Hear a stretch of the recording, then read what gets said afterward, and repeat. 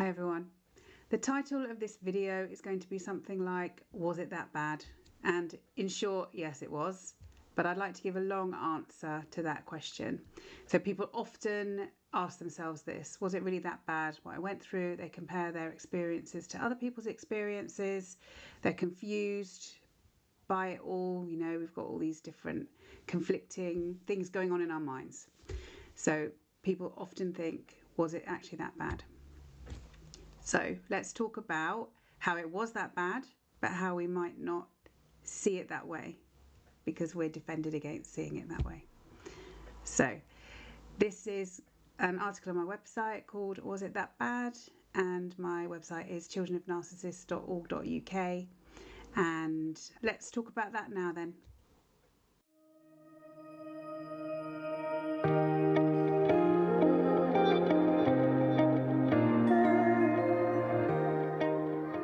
Many people who've grown up with a narcissistic parent often question whether their childhood was that bad. They may know they were unhappy as a child and that there was something wrong, but there may be a lot of doubt in their mind as to exactly what they went through and why. It was that bad, so why do people struggle to see that? This is for many reasons. We start to defend ourselves from a young age in various ways, which are going to interfere with our capacity to see the world in a realistic way. So one of those is that we are in denial. One of the first defenses to occur developmentally is denial. Denial is the refusal to accept reality or fact, acting as if a painful event, thought or feeling did not exist. It is characteristic of early childhood development. Many people use denial to avoid dealing with painful feelings or areas of their life they don't wish to face, and it's a form of repression. So we might move in and out of denial, but denial is going to be there as one of the early strong ways that we defend ourselves from what's actually going on, the situation that we find ourselves in. We act out. Acting out is performing an extreme behaviour in order to express thoughts or feelings the person feels incapable of otherwise expressing.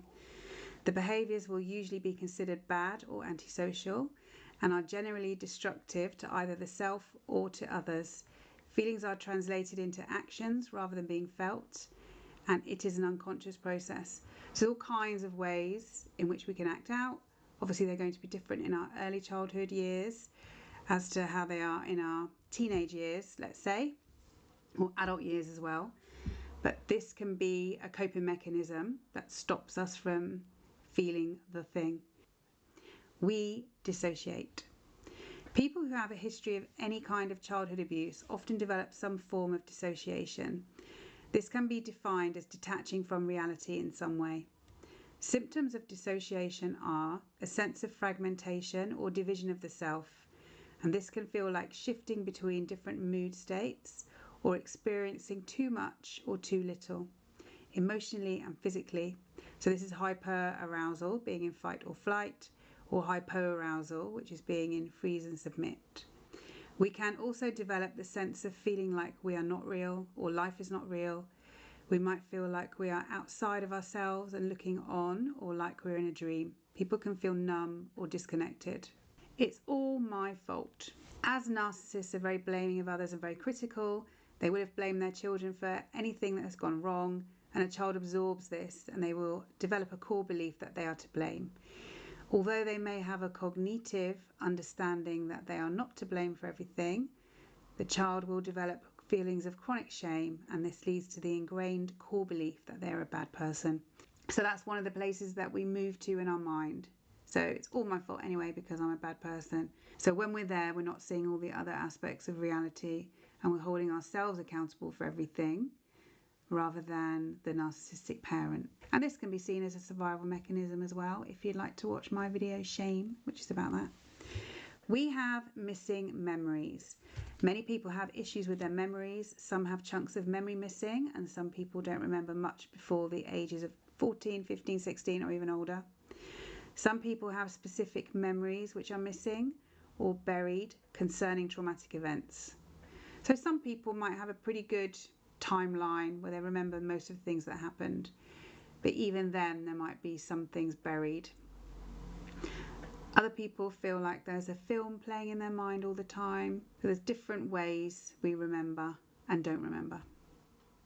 Our autobiographical memories start at around 27 months old, but there are studies which show that our memories up to age 8 can fade over time, and this is due to the way the brain develops. So that type of memory, autobiographical memory, is known as declarative memory. For people who do remember a lot of their childhood, the memories may be there, but often the feelings belonging to those memories are detached. So we may tell a horrible story and laugh about it or feel quite blank. We don't feel the appropriate emotion. So we can detach the feelings that were connected to the memories and bury those, but have the memories. Or for some people, it's like a double layer of protection. So they don't have the feelings, they're somewhere, and then they don't have the memories as well. So this is going to make it hard to be able to piece together the puzzle of what went on for us and why we are the way that we are. But the body remembers. The way the body learns and remembers starts from birth. When we have learnt to do something, such as ride a bike, it does not require much conscious thought. Our defensive reactions operate in the same way, and this is known as procedural memory. We may not have an autobiographical memory of why we react in the ways we do, but we can feel it in our body memory.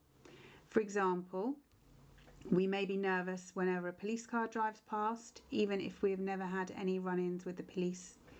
This can be due to a fear of being in trouble and or a fear of authority figures. People may dread their birthdays, so there can be a fear of being ignored or humiliated on those days, or people not wanting to celebrate with you, so there can be fears of rejection. So we might not remember all of those things that follow. We might just have a feeling in our bodies of, oh God, it's my birthday, and that's a body memory. We may expect a romantic partner to run off with another person when they realise how we are not up to much, so there can be a body expectation of being left. Large groups of people may make us nervous, and we might not know why. So people who've been traumatised tend to, as a general rule, prefer to be around smaller groups of people or one or two people rather than large groups. And this can be because there are too many people to watch and we are hypervigilant around others. So it's too much information to take in, it's too many people to manage, too many people to adapt to or walk on eggshells around, be hypervigilant of, whatever our coping mechanisms are. These automatic thoughts, feelings and responses are clues to what has happened to us over the years. The reasons why we have them are often buried, as it is painful to remember and will interfere with us being able to function in daily life. So it's all about that, isn't it? We need to function, we need to keep going. So we have that conscious version of us, and then we have other buried stuff that we're disconnected from. So sometimes people feel like they were inadvertently abused. So they were emotionally neglected, the parent didn't care about them, there wasn't any interest there. So this in itself doesn't feel like abuse to people, although for me it is abuse. So because of this, that can be why people don't feel like it's that bad. Many people talk about how they were fed and clothed and their parents seemed okay to other people. Some people try to tell others what their parent is like and they're not believed. And this messes with their sense of reality. The wounds are on the inside with emotional neglect and emotional abuse. The emotional neglect and abuse can make us think that there is something inherently wrong with us and we are not worth caring about. These core beliefs become so ingrained in us that we may not even question it and we take it to be fact. So growing up with a narcissistic parent could be called death by a thousand cuts. So why is it that bad when it's the emotional neglect or the emotional abuse? What is it actually like on a daily basis to live through that?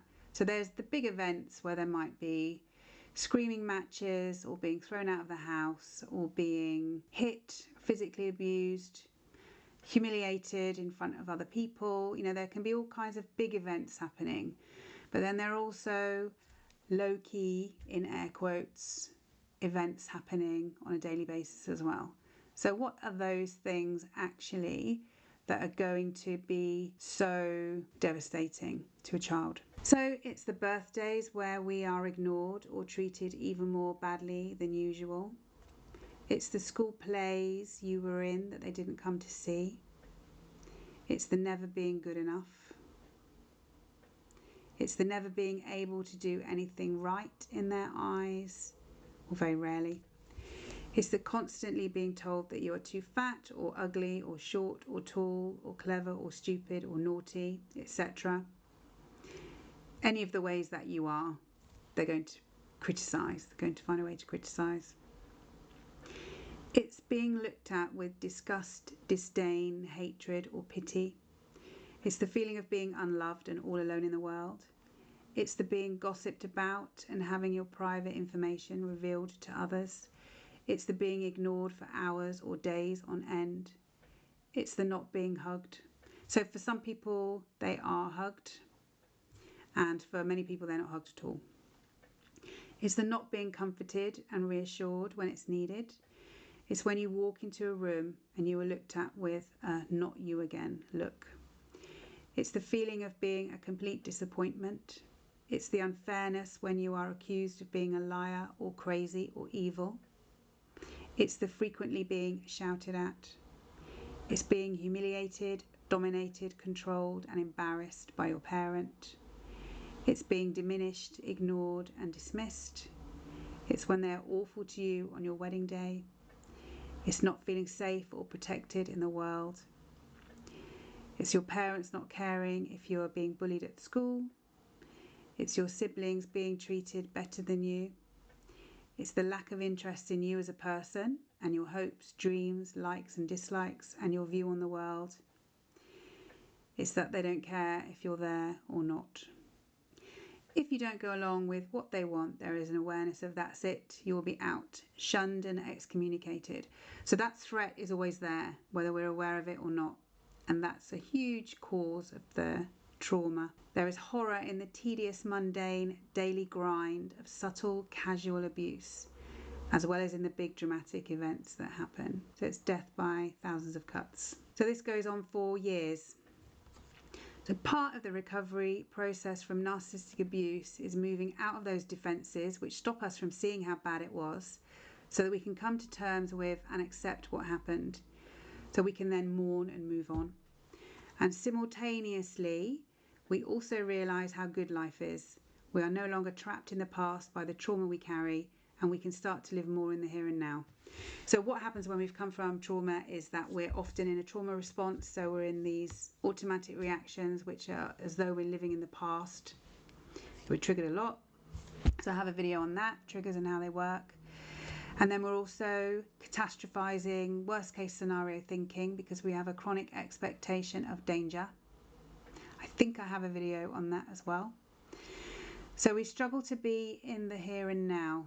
And we're seeing life through our trauma bias, which are all those different ways of we don't see our life or we don't see how bad our parents are. So it's quite a complex situation. As we shift to seeing things in a more realistic way, that's when we move into seeing life as it really is.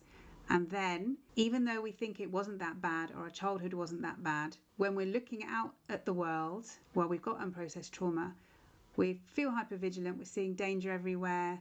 We might see the rubbish in the streets rather than the beauty of what might be around.